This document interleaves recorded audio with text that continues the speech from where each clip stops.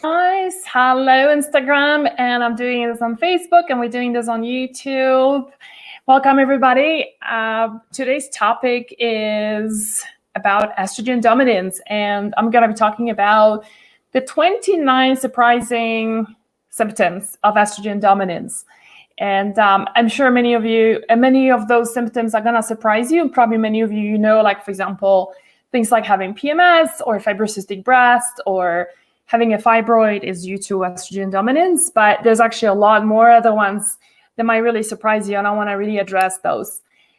Before I dive in, I just want to let you know, in case you've missed that we also are having our estrogen reset program, doing it live this time around, and we are starting on the 21st. So 21st is when you start shopping for all your food and herbs and a few supplements, and then on the 28th we're actually starting the program. So it's not too late to join. The cool thing is that till tomorrow, so I'm recording this on the 16th, depending on when are you watching this. If you're watching this live, then tomorrow the $67 offer is expiring. The program is going to go up to $97. So don't delay. If you think this is going to help you, just join us. It's so inexpensive for what it is. Many people ask us, what's the difference between this and a book?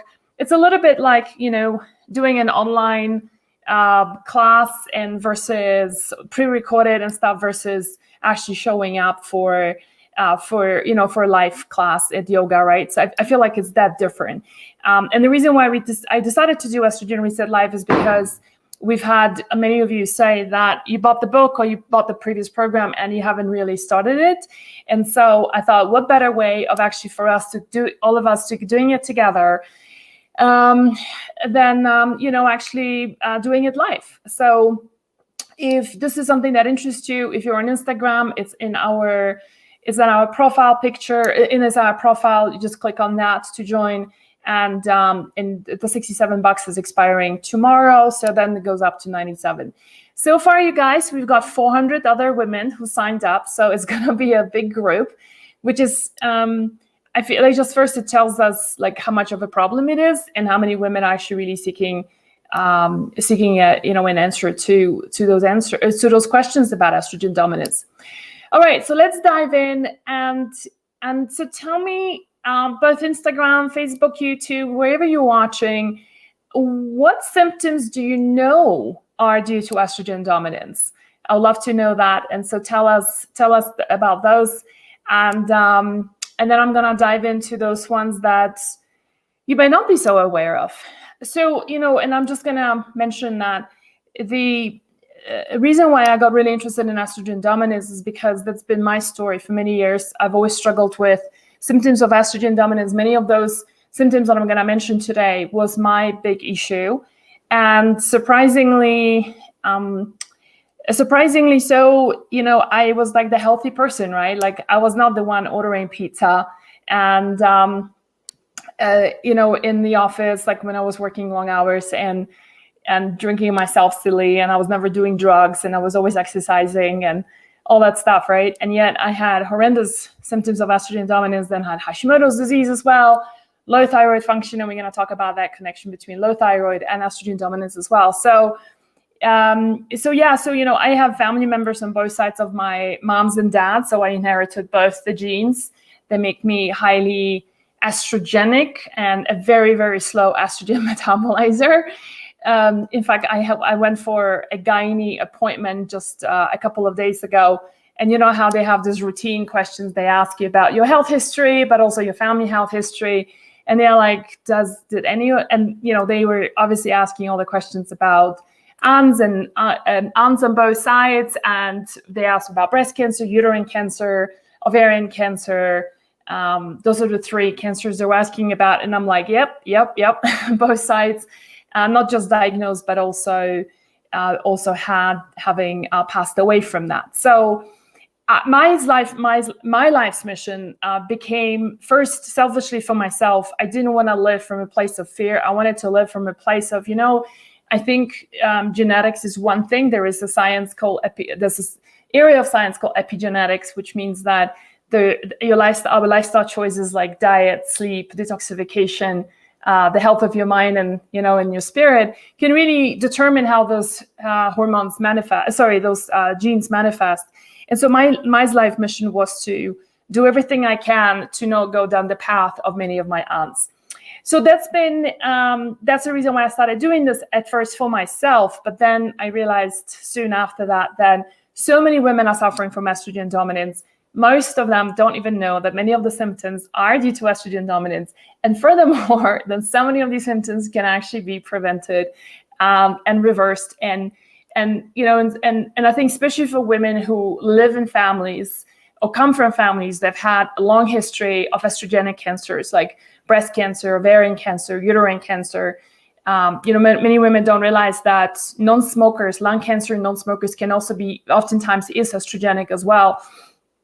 Thyroid cancer, although it's not a deadly form of cancer most of the time, these conditions are totally preventable. And that's really what I wanted to impart with you through my work, that you don't ever have to live in from a place of fear. And that was one of my mottos, that, sitting there and every time you touch your breast and there's a lump and I have this freak out moment and this paralysis of, what do I do? How do I get this diagnosed? Is it cancer, right? I don't want to live like that, And so thank goodness I have not found a lump in my breast. I think the last time I had a lump in my breast was 5 years ago, and none since then.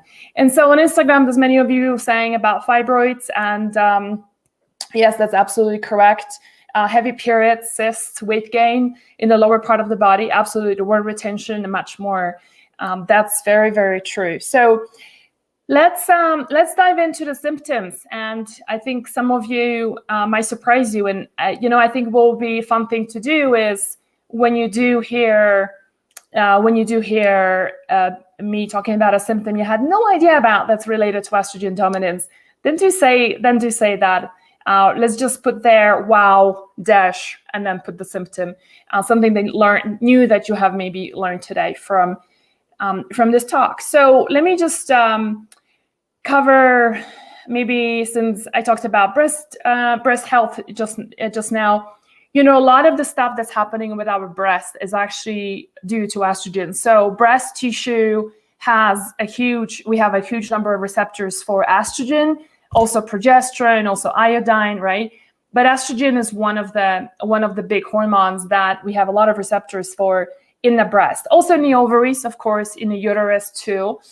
And it's not, with estrogen dominance, what I need you to know, it's not about how much estrogen, you got too much estrogen, because a lot of women in perimenopause and menopause are actually having very low estrogen. So that's not the issue. It's how you break down those estrogens. It's one form of estrogen dominance. You're producing too many dirty estrogens and too little clean estrogens that are actually protective. And those are the dirty estrogens that cause inflammatory reaction in the breast, and that can manifest in a form of few ways. One way is that you are experiencing lumpy breast. So you have a lump on the breast. It's basically a cyst. Most of the time it's just like a water bag, right, there in your breast. So that's one form. Another one is fibrocystic breast. Fibrocystic breast will be that all the lymphatics in your breast are swollen. And typically women like that will have so much of pain. So that's also known as mastalgia. Mastalgia can be, you have so much pain on the breast that some women wouldn't even want to touch themselves, let alone have the partner touch them. Putting on a bra can be really difficult, right? And so the amazing thing about estrogen dominance is that once you reverse estrogen dominance, you manage it, then, which is completely possible through diet and several supplements to help you help your body detoxify those estrogens in a positive, in a better way, skewing them more towards the clean estrogens, away from the dirty estrogens. And that's what we're doing in the Estrogen Reset Life program, right? Is to help you understand how to do that through diet, through a couple of supplements and some herbs. So breast health is a huge one, and I'm a big believer that, how many of you here have found a breast lump on your breast, and like the next thing you know, you have this freak out moment, right? And you go, where do I get this diagnosed? How do I do a mammogram? I'm being pushed towards a mammogram or thermogram. Is thermogram a safe one? Is it going to be enough? Is it going to tell a full story? Because I hear mixed things about it. By the way, I did another video on thermograms like a month ago. So if that's of interest to you, then do watch it. And so I think one way to mitigate all of this is obviously to take care of your breast right from the get-go and not waiting for a lump or for the fibrocystic for inflammation and nostalgia to manifest every single time. It's pretty normal for a lot of women to have a little bit of a pain before their period, but it's not mandatory and it's not normal either. Something that happens a lot of the time that is common does not make it normal. Let me just repeat this. Something that happens to you that's common in your health or is there systematically does not make it normal, okay? Just because you have digestive problems all the time, it doesn't make it normal. You have breast lumps a lot of the time, your breast lumps come and go. It's not normal. It might be common, but it's not normal. So, and I think, when it comes to breast health, I feel like it's like the first line of one of the first ways our body's telling you, like, hey, I'm struggling here with detoxifying, from estrogens, right? Those dirty estrogens. I need your help. Do something about it, right? And there's so many things that you can do to support your detoxification pathways in order to not experience these symptoms. One more other one on the breast health side of things I'll mention is obviously breast cancer. So breast cancer in the United States, estrogen receptor positive breast cancer is the most common form of breast cancer. So check out the name, right? So it's oftentimes abbreviated to ER plus or PR plus, estrogen receptor positive or progesterone receptor positive.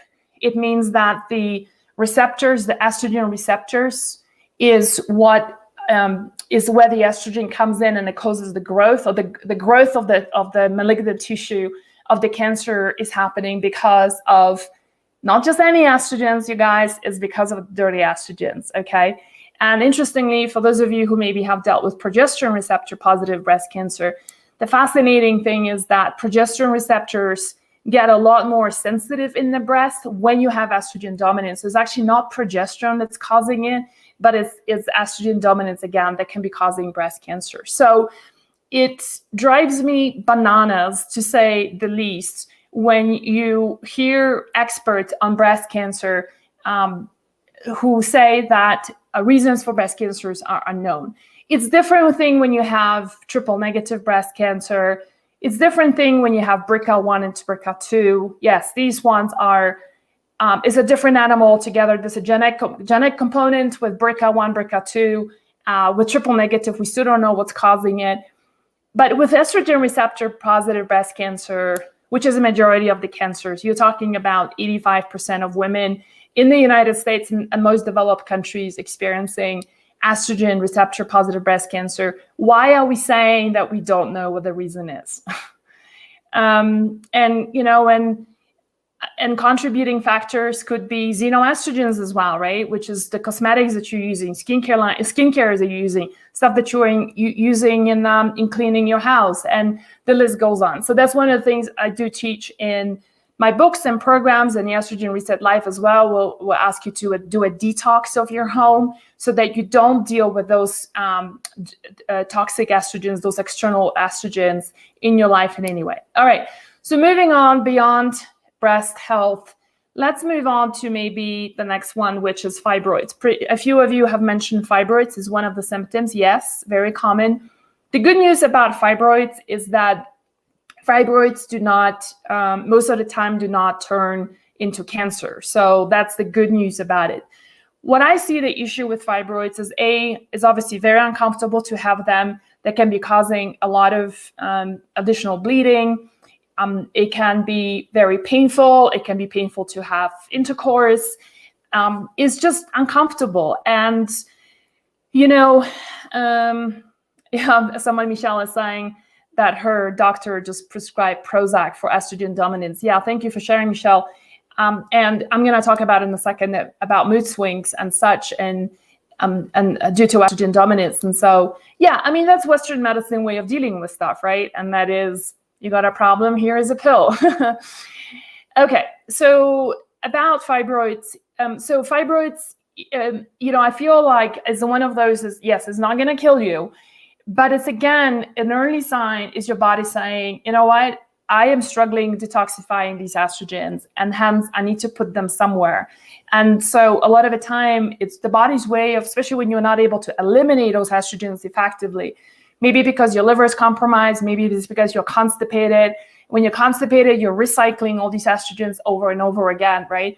And there's a belief that these estrogens need to go somewhere. So, it's fibroids one of it. It could be a lot of, I've heard women say fibroids are genetic, okay? There's a genetic predisposition to having them, meaning your mom had it, you might be having it too, right? Your sister might have it. But that doesn't mean, there's a question about, are Black women more susceptible to fibroids? Answer is yes. All races get it, but you're absolutely right. The African-American women do get that a lot more.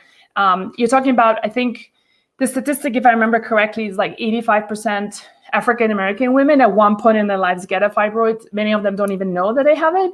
And then versus 65 Caucasian women, right? So it's still high on both sides, but higher. So again, with fibroids, the Western medicine way of dealing with fibroids is obviously to get you sent you for procedure, depending on the size of the fibroid and how advanced it is and how many do you have, right? They could be doing an ablation where they basically cut off the blood supply, and hence the estrogens to the fibroids. They could put you on medications that are estrogen blockers. They have also a lot of side effects. And then sometimes they do a partial hysterectomy or full hysterectomy if the fibroids are really big. The amazing thing is that one of the things that we see in our community is women who follow the protocol, the estrogen reset protocol, report on a constant basis that when it comes to fibroids and uterine polyps, they see a shrinkage and disappearance of those. And I find that to be, one of the best emails that we get is like when I go through I actually do read your emails, you guys. I don't answer them, but I have a wonderful team of women who really care and love doing that stuff, and they do it. But I do look at the emails, and I know many of you have been reporting that your fibroids have shrunk. So it's completely possible to do that. There's sometimes, like if a fibroid is like a grapefruit size, that might be too late, and you might need to opt in for some surgery. But here's the thing, right? That's another thing to think about. And I'm sure I'm a little bit preaching to the choir here, that removing a fibroid or doing an ablation of some sort of the tissue in the uterus, you stop the blood supply, doesn't really address estrogen dominance, right? It's like, somebody's asking, what's my point of view on the ablation? So that's what I mean is that, yes, it can temporarily help for sure. And if it's really large and it's painful and it's distracting, then it might be a good procedure to do. But remember that you're not addressing estrogen dominance, which means that 3 months, 6 months later, 1 year later, you're going to have, this person might have another symptom after estrogen dominance coming on, like developing thyroid nodules, or developing thyroid cancer, or having fibrocystic breast, or all these other symptoms I'm going to be talking about, right? Or developing hot flashes, or developing so much of gallstones that her gallbladder needs to be removed. There's an interesting correlation between gallbladder and estrogen dominance. I'll talk about this as well. So that's going to make a 30 symptom of estrogen dominance, because I don't think I have that on the list here. So anyway, so enough said about fibroids. One of the symptoms, completely reversible, and you can absolutely mitigate it. So let me move on to all sorts of different period problems. So period problems, which include a bracket here of different period issues, which could be, it could be absent periods, right? It could be spotty periods. It could be super heavy periods. A lot of women who are going through perimenopause are beginning to have sporadic, irregular periods. And then after that, they basically have like days of flooding. So suddenly you have like, whoa, you have to go through like 5 tampons, or exchange the pad multiple times, way heavier than it was before. So somebody's saying here, I've had very heavy periods for an extended time, like 8 days, there you go. So a lot of the period problems can be due to estrogen dominance. And I've seen this over and over again when women implement our foundation protocol in estrogen dominant on our estrogen reset, whether it's from my books or whether you just look at the blogs, you look at the recipes, or whether you've done the programs in the past, or you want to join the program and do this together with us, just amazing things start happening. One of the things that I'm really, my good friend, Nicole Jardim, who is the period girl, says, period is information, meaning period tells you about the health of your overall body, right? If it's absent, if it's sporadic, if it's super heavy, it's your body's way of communicating something is really off.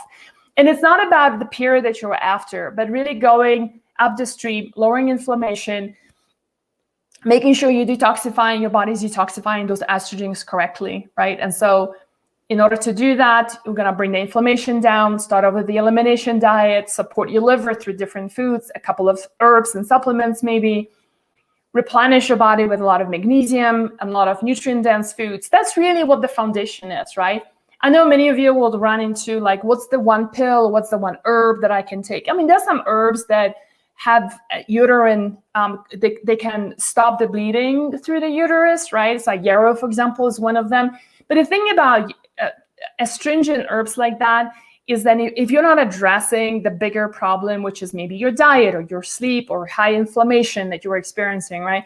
If you're not addressing that, then what's going to happen is the minute you stop yarrow, the period is going to come back and it's going to flood again, okay? So I'm going to talk about hot flashes, you guys, in just a second, but let me just finish off with the periods. So as part of the period, let me talk about something else also here with periods, because many of you here, we attract a demographic of women about 45 to 65. And I know many of you here are going through perimenopause. I'm going through perimenopause myself. I'm seeing my cycle is definitely changing. And you see, the thing is, a couple of things to remember. Women in perimenopause, menopause, even postmenopause can still experience estrogen dominance. I need you to know this. My colleague's mom saw my book, Overcoming Estrogen Dominance, on her table, because my whole team obviously has the book. And she picked up the book and she's like, oh, pretty book, nice. And then she put it down. And so my colleague says to her, Mom, you should read this. This is for you too. And she's like, I don't have estrogen dominant. I'm in menopause. My estrogen is really low. And that's a logical way of thinking about it. But if you think about it, women with who are in menopause are the ones in perimenopause are the highest number of demographic when it comes to breast cancers, estrogen receptor positive breast cancer. So yes, even though you might be low in estrogen overall, you can still be experiencing estrogen dominance because the little estrogen you're still producing, there's two ways it can happen. The little estrogen you're still producing is broken down to clean and dirty estrogens. You're still producing too much of dirty estrogens, even in the little estrogen that you have. The other situation is the ratio of estrogen to progesterone in your perimenopause and menopause. It's unbalanced. Is you got too low progesterone, even though both the hormones are low, the ratio is off. Okay, and so I think this is really important to understand that just if you are here, hopefully you're hearing this, and if you're in menopause and perimenopause, you can. That's why women in that demographic are so high risk for breast cancer. So don't ignore this. And there's a lot of things you can do. One of the things that women also experience in perimenopause with estrogen dominance, due to estrogen dominance, is what we call mid-cycle spotting. And if you're joining us late and I'm talking about symptoms that might be surprising you, then just put there wow and then write the symptom down. And I'm curious what was a surprising one for you. So far we talked about breast lumps, fibrocystic breasts, very mastalgia, so very painful breasts. We talked about fibroids. I'm now talking about all sorts of period problems, so heavy, absent periods, sporadic period, irregular periods, period when come and go whenever it wants to. So let's see. So I kind of lost my thought here. So perimenopause. Okay. So one of the symptoms of perimenopause and estrogen dominance in perimenopause is you're getting mid-cycle spotting, meaning instead of having a full-on ovulation, you suddenly have brown discharge on your panties, and you're like, where's this coming from? I should be ovulating. Why am I having that? So spotting is the second type of estrogen dominance, which is the estrogen to progesterone ratio is off. Okay. Now let's talk about another symptom of when estrogen and progesterone levels are uneven, and that is hot flashes. So hot flashes are very, very common. Many of you here are complaining about how you wake up in the middle of the night and you just go like, many of you have to go and change your bed sheets. Women who like start dating in their 40s and 50s suddenly find themselves really embarrassed about it. They're having a new partner, and it's like, here they are waking up like as if they just came from a swim. So that's very normal. I just want you to assure you of that. And one way of, I have found, so a lot of people talk about like, taking progesterone and replenishing your progesterone levels through either supplementation. We have different supplements that you can take. Food doesn't have progesterone. Some women have great effects with Vitex, which is chaseberry. I personally, for example, can't take it. Other women do bioidentical, progesterone, right? But the thing is that I have found is that, yes, that can help, but I've also found that balancing your blood sugar levels, so, not allowing times of hypoglycemia to occur, reducing your carbohydrates, reducing your sugar first thing in the morning, late at night, reducing alcohol, ethanol, which is alcohol, is also metabolizes as sugar. So that actually is going to give you equally good results as taking progesterone. So that's part of the reason why in the Estrogen Reset Live that we are starting on the 21st, we are having the blood sugar balance is one of the modules that we are addressing. Okay. Okay, so let me move on to, so how many here, so, I talked about different kinds of bleeding, and one other one that I forgot to mention is postmenopausal bleeding. So a lot of women who went into menopause and they're like, yeah, I'm in postmenopause. It's been 1 year, I haven't had my period. I'm done with this. And then suddenly, boom, bleeding happens, right? And it's like just occurs and it goes away and doesn't come back for 3 months, and then boom, it happen again. So one of the reasons that can happen is because, again, postmenopausal women can also have estrogen dominance, and that bleeding does happen when you have that. I'm gonna get a bit of water.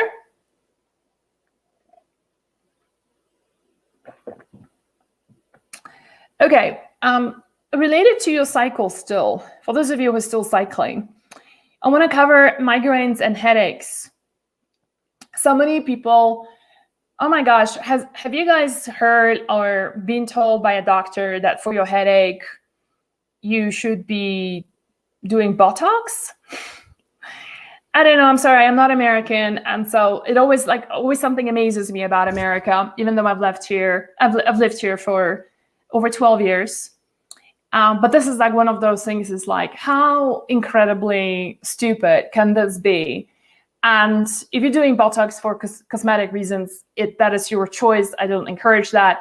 But to do that for headaches, rather than asking what is causing the headache, right, is just, I really think it's kind of criminal for a practitioner to do Botox in someone who's got headaches.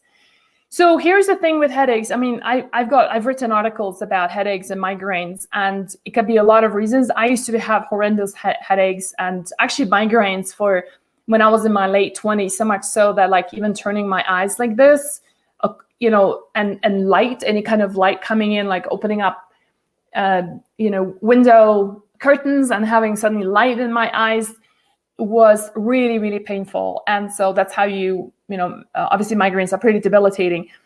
And I'll have heart palpitations if I left my home without Tylenol, in my bag. So headaches and migraines can be multifactorial, could be low magnesium, it could be food. My case was food sensitivities was causing the issues. It could be actually dehydration could be one. It could be that something, you had an accident and there is some kind of a blockage that happens in your spinal fluids. But another one, which is also super common, especially if those migraines come in, just before your period, right? Together with your PMS, you're like PMSing and you're swollen and you've got this raging headache, right? Well, hello, it's your hormones talking. And estrogen dominance is definitely one of the symptoms of headaches and migraines, especially. It can happen just before your period, and some women experience it also mid-cycle. So instead of, they're ovulating, but it's also the time when estrogen is beginning to pick up in your mid-cycle. So it can also cause those headaches and migraines. And again, you can completely reverse that by addressing estrogen dominance. All right, let me move on to, we talked a little bit about thyroid nodules, right, and thyroid cancer. So thyroid nodules are a classical symptom of estrogen dominance as well. And, if you've had nodules before, right, you went and got your sonogram done and your doctor goes, oh, come back in 6 months' time and see where you are. And, if it doesn't improve, then we might need to do a thyroidectomy, right? And then what happens? Like, you are on thyroid medications for the rest of your life, right? And you're like stuck with, how many of you here are now on thyroid meds, and there's like a shortage of tyrosine, I think it was, that Armour had its issues. And so it's like this constant chase and what's the right dose. And, this is not a medication. Actually, thyroid is like it's called actually, the proper name is thyroid replacement hormone, right? So, I had thyroid nodules. I had 3, 1 and 2, and they're completely gone. And it's something that, again, you can completely reverse that with estrogen by doing our estrogen reset, following the protocols. And yeah, somebody's saying she had a full thyroidectomy at age 24. Yeah, it is what it is, and you can live a full life, but it's just yet another thing to manage in your life, right? Which is, if you still have your thyroid, do everything you can to hold on to your thyroid. Thyroid cancer, again, those are not deadly cancers, but I feel like it's your body's way of saying, like, first of all, if you have thyroid cancer, they're going to remove your thyroid, okay? If you're lucky, they will hold on to the parathyroid, which is responsible for your calcium levels, right? And a lot of women, it works for the first 5 years. Then after that, it stops working because the parathyroid actually needs the thyroid tissue, and then that needs the blood supply to it, et cetera, et cetera. So it's never, it amazes me, like, how in Western medicine we so liberally remove an organ. And let me not forget talk about gallbladder here. I mustn't forget that. I'm gonna talk about it next. And assuming there's gonna be no consequence to this, like, just remove it, put it in a pill, life is gonna be wonderful. And for some people it is, and for others it isn't. And I know many women who struggle with estrogen dominance for years and years and years after having the thyroid removed, and struggling with your energy and mental functions and all of that. Anyway, you don't want that. My whole point is that it is completely preventable, and you can dissolve your thyroid nodules proactively, not just waiting and going back 6 months later to be told that they have now grown bigger, because they ain't gonna shrink if you don't do something about it, right? Okay, so gallbladder. Let me talk about gallbladder. Some of you might find this really interesting, that maybe it happened to you, maybe it happened to someone you know, that you had your gallbladder removed, okay? And then 3, 4, maybe 5, maybe 6 months later, you suddenly started experiencing a lot of symptoms of estrogen dominance. Does anyone feel that? Like, have you ever made that connection, if you think about it, like if you've had your gallbladder removed? And so the interesting thing is that it can happen both ways, that actually estrogen dominance can be causing buildup of gallstones that eventually leads to such a bad shape of your gallbladder that surgery is the only, or your doctor says the only way, right? But it also can be the other way, that you don't have estrogen dominance yet, but you just had a gallbladder because, by the way, a lot of gallbladder issues and the buildup of gallstones can also happen because of dairy sensitivity. So women who can do dairy without even realizing this, eat dairy for a long time, and then that can build up the gallstones, and they end up having to remove the gallbladder. I know a lot of vegetarians who are getting their protein from cheese And then 2 years in on their very healthy vegetarian vegan diet, which, by the way, in my world, that's not a healthy diet at all, unless it really works for you. And a lot of people, it works for 2 years, 3 years, and after that, they start not feeling so great. Is that, they have a lot of gallbladder problems because they're depending on a lot of dairy for their protein. Okay, so how many of you here have felt it? And I won't be surprised if many of you will say, or maybe you don't want to be public about it, and that's totally fine. Just share whatever is comfortable, because everybody can see your comments here. But it can also happen the other way around, where because of estrogen dominance for many years, your gallbladder gets removed. Like I said, there's a buildup of gallstones, and then that can create so much of issue for the gallbladder that it has to get removed. So here is the problem with gallbladder being removed. When you lose your gallbladder, there's a few things that happen. Number one is that whatever fats you're consuming, right? Your liver is producing bile, but gallbladder stores the bile. And it releases the bile on demand when you eat, for example, a fatty meal to help you metabolize that fat, right? And part of that gets converted into HDL cholesterol, which is a good cholesterol. It has a cholesterol. If you've seen any of my charts before, you have any of my books, etc., there's always charts I use that show that HDL cholesterol is the precursor, and all your steroid hormones are created from HDL cholesterol, including, guess what? DHEA, testosterone, estrogen, progesterone, cortisol, all of those what we call steroid hormones. So, sex hormones, right? Steroid hormones are coming from HDL. So here's the thing.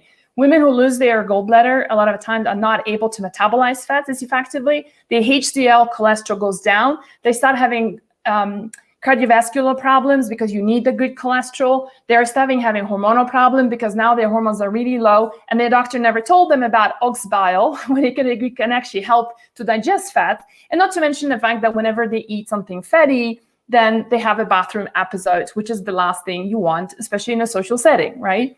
So it's, overall, it's just not a great thing to lose your gallbladder. I know some women have suffered for so long with gallbladder, they're like, oh, hallelujah, thank God it got removed.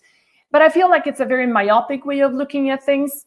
And if you're already beginning to have gallbladder problems, pain, your gallbladder is under your liver, so it's kind of like the pain there. The pain resonates to in between your shoulder blades right here. You're having pain there, or you might be just having systemic abdominal pain. Do something about it now. Go ahead and get it checked out. And by the way, there's a lot of different traditional Chinese medicine herbs that are very potent on resolving gallbladder stones. It's not my area of expertise. There's even some practitioners who use lasers to break up the bile there, so the gallstones rather. So enough said. I'm just saying this is yet another. Somebody's asking which book goes deep into gallbladder. I don't think there is a book about gallbladder removal per se, but there is a good website called the Gallbladder Attack, I think, .com, and they have a lot of really great free content on how to change your diet to support your gallbladder. And if you still have your gallbladder, I'll say, address your estrogen dominance, and that way you're not going to be risking having your gallbladder removed, okay? Okay, so let me keep going. Let me actually take a quick look at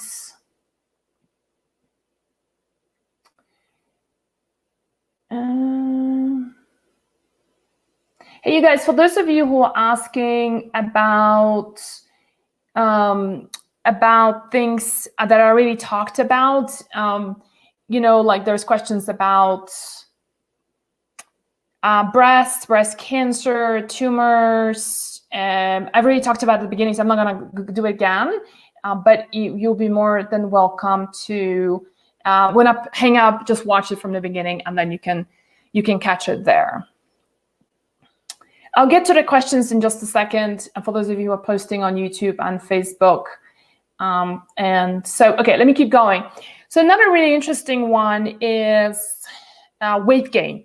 And where you deposit your weight is, or like where your body rather deposits its weight can be dependent on estrogen dominance. So women who are estrogenic, and somebody mentioned that already before, is carrying a lot of weight around your hips, around your thighs. So basically you're the pear shape kind of a girl. If I put on weight, and when I do put on weight, it all goes in my butt. It's all in my ass, it's in my thighs, and it's weight, it can be cellulite. And so that is a very classical, very estrogenic type of girls put on weight there. Girls who are apple-shaped tend to have more of a metabolic disorder. So those that have like high blood sugar levels, high testosterone, the PCOS kind of girls, hypoglycemia, prediabetes, diabetes, metabolic disorders, right? It's like, you carry the weight around your abdomen, right? For example, I never have that. Mine is always goes in my ass, okay? And so what do we do, right? It's like when you have that weight there and you're like, I wanna feel good. I don't have to be, a supermodel, but I wanna be in a good shape, right? And the interesting thing is, like, if my estrogen dominance is screamingly high, no matter how much I exercise, that weight ain't going anywhere. And so many of you I know are like hitting the gym and you exercising extensively and you do, a lot of things on your legs, right? And your butt to lose that extra weight. And that can help, but only when you address estrogen dominance at the same time. And so I think that's a really interesting one. Another one is water retention, which can be somewhat correlated with weight gain too. So having like a lot of bloating, puffiness, and water retention can also be a sign of estrogen dominance. When I was super estrogen dominant as a young girl, I remember having, like, I just could not take my rings of my fingers. And whenever I used to fly a lot because I was in a regional job, I used to live in Asia. And so whenever I was going on flights and I'll take my shoes off, I couldn't put my shoes back on because my feet were so swollen. And some of you may say, yeah, that's normal doing flights. Well, I was doing short flights because those are like Asia flights, like hour, 2 hours. But it was more because of estrogen dominance and my feet just going. So that's another benefit, is like when you address, what do you do if you're apple shape? You address estrogen dominance. That's what you do. And for those of you who are joining us a little bit late, we are doing Estrogen Reset Live. The link is in our Instagram profile, and it's on the comments on Facebook and on YouTube, where you can check out the page and see whether there's something that will help you. We are doing Estrogen Reset Live together so that I can guide you through your meal plan. We're gonna be cooking together, eating together. You're gonna have time to shop for food, supplements, herbs, to start to get ready. So we're starting on the 28th, but we are closing doors to the program, you guys, on the 21st. So 21st to 28th, this is your time to get ready for the program, get all your supplies ready. And today is the 16th, and tomorrow the price is going up to $97. So today and tomorrow are the last 2 days that you can only join for $67. And we're doing this live, so I'm gonna be guiding you. I'm gonna be doing live Q&As. And I feel like, when you commit to something, you put on a calendar, you do it. There's too many of you have bought my book and you never started, and that kills me. And so my whole mission in life is to really, for you to implement the things and start getting better, so you can write to us one day and say, you know what, I'm in remission from breast cancer for the past 5 years, and I never live in fear. My fibroids have resolved, my uterine polyps are gone, my daughter's endometriosis is no longer there, my thyroid nodules have resolved, my periods have never been better. That's what I want to hear from you, And that's why we are doing this in a live format, so that you know yourself. If you're not a DIYer, you need a little bit of motivation, support from other women, and you are more like, hey, let's do this together. You're more of a communal, person, then this is the time to do it. By the way, we have 400 women already signed up. I'm so excited. I thought we're going to be like, I think we're going to finish at like probably 600 women. So a lot of women, you need help. All right, let me keep going. Endometriosis, I just mentioned. This is more of a younger women's issue, but the endometrial tissue started growing outside of the uterus, and it starts penetrating every single part of the abdomen. Some women even have endometriosis going to their colon. Some of them can even have it going up into their lungs. Again, Western medicine typically does a lot of procedures to remove that. Of course, 6 months later, everything grows back because you're not addressing estrogen dominance, right? So that's one of the symptoms. And again, endometriosis is largely driven by estrogen dominance and a lot of inflammation in women like that. And so by addressing the inflammatory response, addressing estrogen dominance, you can totally reverse it. You know, I had a roommate many years ago, this was like in my late 20s, who was one of the supermodels in Asia. And we were very close friends. We still are very close friends. And she had endometriosis as a 25-year-old girl. Did you guys know what her doctor, her gynae did in order to treat her endometriosis? She was put into menopause. Yeah, menopause. They induced menopause in her, in a 25-year-old girl who wanted to have kids, and she ended up, of course, seeking other help. 2 years later, got out of the menopause. She got her period back, and she's got today 3 beautiful daughters. So it's all good, but boy, yeah. Is endometriosis an autoimmune condition? I mean, yes, some people classify it as that. The bottom line is that, and what drives the growth of the endometrial tissue is estrogen dominance and dirty estrogens and the inflammation, which is very common actually with a lot of autoimmune conditions too, because, you know, if you have an autoimmune disease, you typically have gut issues, you have very high inflammation going on, right? So, and a lot of women, when they have high inflammation, they also have estrogen dominance, because estrogen is highly inflammatory when it's too high. Okay, let me move on. Melasma, it's another really common one. So brown spotting, it typically can happen right above here, above your eyebrows. It can happen right above your lips. That's what I used to have melasma from far. People would think that I was growing a mustache, which was so embarrassing. And then you will have, like a lot of women have melasma on the sides, and gets typically worse when you go and sit in the sun.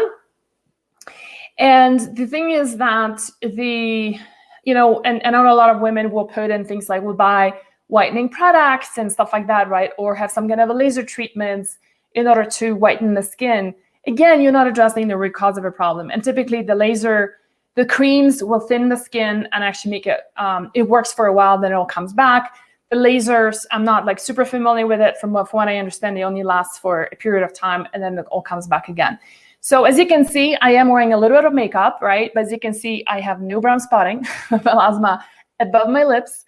I can do this and remove all my makeup and guarantee you I have no mustache whatsoever. I used to have brown spotting right above here. Actually, that makes me want to go and look for an old photo from my 20s. I was taken in Bali by my that time boyfriend.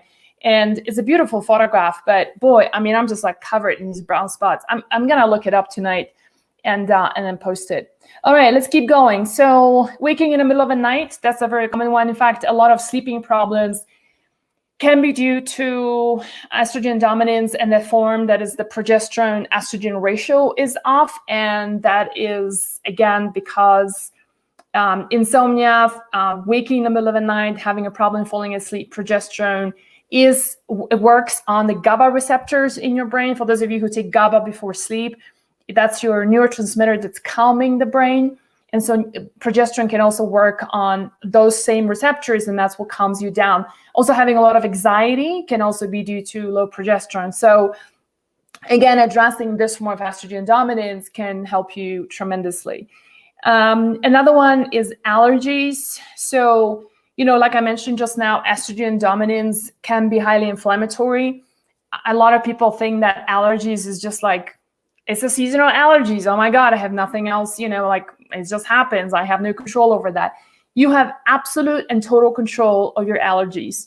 And I can tell you one thing, that a lot of women in our Hormones Balance community who've done our programs, whether it's my first book, second book, or the programs, always say that, you know what, I never realized this, but this is the first year I'm actually not sneezing. I can go outside and not having to take all my antihistamines in order to survive an outdoor adventure. And so bringing down inflammation, supporting your liver. You see, you have to remember that allergies is your immune system's response to some kind of a antigen, right? So whether it's dust, whether it's pollen, whether it's an animal, whatever it might be. And some of them might be really tough. Like if you're a severe allergy to cats, you know, you might be able to lower that allergy, but not to a point when you're going to probably be having cat as your best friend, okay? However, a lot of those seasonal allergies, it's something that a lot of people you can really mitigate when you restore your health overall. And one of it is bringing the estrogen down, those dirtiest estrogen metabolites. And guess what? Again, you're working on your liver. One of the things we're going to be working extensively on in our Estrogen Reset Live this time around is that we're going to be spending a lot of time together on supporting your liver through herbs, supplements, and some topical things like castor oil packs, for example. Okay, what else? Infertility. So this is not my expertise area here, but I'm just going to mention that miscarriages, especially in the first trimester, infertility in general, meaning cannot get pregnant at all, oftentimes is due, it can be many different reasons, but one of the forms is low progesterone. And low progesterone is, again, remember, that's one of the forms of estrogen dominance. You got too much estrogen, too little progesterone. That could be the cause. One other one, anxiety and restlessness. So that's, again, very connected to progesterone, low progesterone, where remember how I said progesterone works in the GABA receptors? So just feeling really restless, really worrying a lot about things that never did bother you before. Those are some of the, those are some of the symptoms. Let me just go up to my list, make sure I didn't forget anything. And then I have a few more minutes for questions. Linda is saying, I'm glad we caught you live. I have to run, but I have to catch you yeah, thank you for your comment. Instagram is a very, can endometriosis come back after hysterectomy? Really great question. And the answer is yes, it can. And it does happen. And if it doesn't come in the form of endometriosis, you can have other symptoms. It's a great question. You can get other symptoms of estrogen dominance happen. So like, for example, like, I was mentioning earlier, we remove the gallbladder, but then next thing you know, we have, a thyroid nodule, right? Or we have lump in the breast, or now we are told that our gallbladder is in trouble, right? So, hysterectomy is not a solution to the problem. It's just a removal of an organ that is going to take the problem away for a few months, maybe a year, but you're not addressing the root cause. So remember, always like to think about it like, I live in this house, right? And so imagine in your house, and we all live in some kind of a house, apartment, or whatever. Imagine if you start seeing a leak, right, right there in the corner of your room, you start seeing a leak, right? And you go, what do I do with this? I mean, I know 99% of you will say, well, I will call a roofer and get my roof checked out, right? Well, that's what we are doing here with the whole Estrogen Reset Life. That's my whole mission in life, is to help you resolve estrogen dominance. You don't have to wear things like hysterectomy, putting women on birth control pills, removing their gallbladders, right? It's like basically going and painting over that leak on your wall and saying you're done. Okay? So I think you can have it. There's a pretty potent description of what I'm talking about. All right, I am gonna just take a couple of questions. Kamalani, I'm gonna have a quick drink, and so let me just do this one. And can you just post a few questions, and I'm gonna do those. And I do have a call in 3 minutes, so I need to get off. Is adenomyosis estrogen dominance? Absolutely, yes. So that is a form of fibroids. That's just the common name is fibroids, and the answer is yes. Is it normal to have periods for 2 days only? It depends. So if you are in perimenopause and you are going towards menopause and your periods basically slowing down, drying out, then it is. If you are in your 20s and 30s, then that is too short. And that could be due to estrogen dominance as well. It could be other things, but it could be that too. All right, well, let's see, what other question? Will you discuss low libido and a reset? I have not gone through menopause yet. I like energy overall, but my relationship with my husband is suffering. Great question, Nicole. So to be fully honest, no, libido is not one of them. I do believe that, actually all your hormones, so typically libido in women is very much driven by testosterone and cortisol. And so a little bit by progesterone, but it's typically a testosterone function. The cool thing is that topically, try something called Julva, Julva, by my friend Dr. Anna Kabaka, who's an OBGYN. But the other thing is that when you rebalance your blood sugar levels, typically in women, we get to rebalance our testosterone as well. The other thing to remember, Nicole, is that in women, testosterone gets produced in our adrenals. So not just cortisol, but it's also the adrenals that produce testosterone. And when you support your adrenals, then your testosterone can potentially go up. And that's something that we will work on, adrenal support during the program. Okay, let's see what else. One more question.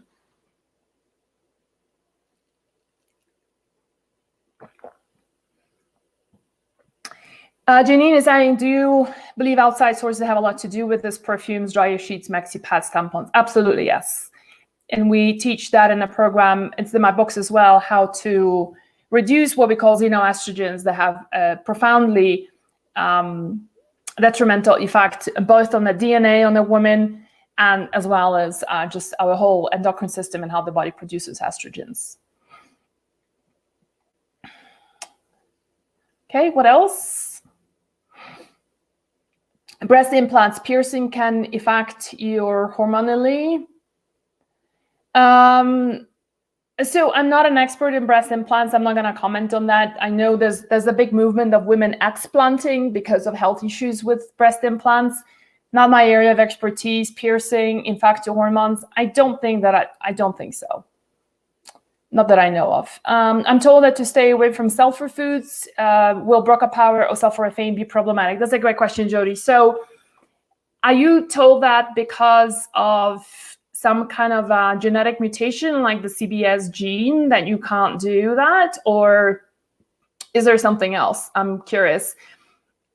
So, excuse me, I have the CBS mutation, which means, give you an example, like I cannot do,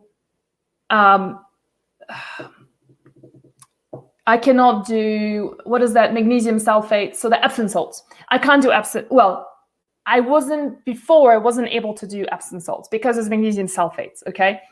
And so what happened was I could do other forms of magnesium, form of bathing, but if I did that, it was just too much sulfur. My body wasn't able to process it, and now I feel really sick.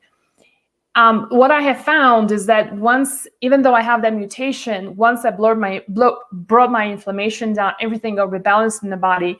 My body's ability of dealing with sulfur has increased tremendously, and it's not an issue anymore. So to answer your question, our Broca Power, no, it's got very little sulfur in it, and we have, and there's no sulforaphanes. Sorry, there's sulforaphane, but there's no sulfates in it, if that's a concern. And we have a great refund policy. So if you try just a little bit, like open the capsule, just do a little bit, do a full capsule. If it's affecting you in any way, we'll refund you, and it's not a problem at all. Is the alternative for bowel salts if you're a vegan? It's an option, but it's not going to work as well as ox bile. Okay, you guys, I need to go. It was awesome having you here. I hope this was helpful to discuss about the symptoms, and I'm going to read the comments later. How many of you here have been like, oh, wow, I did not know about that one. So, I hope this was helpful for you just to understand how many symptoms are correlated with estrogen dominance. Isn't that amazing? Like I remember me reading this and I'm just like, oh my God, I didn't know that. It was like, oh yeah, actually one other thing I forgot, varicose veins, like those red veins you have on the face that your esthetician will be like, oh, you've got a lot of broken veins. Estrogen dominance, girls. All right. Thanks, everyone, for being here. I will see some of you at the Estrogen Reset Live. We're starting next week on Tuesday. I'm doing live Q&As. So 21st, when we start, you have a week to get all your supplies ready. And then the fun begins on the 28th. All right. Thanks, everyone. I'll see you soon sometime. Bye for now.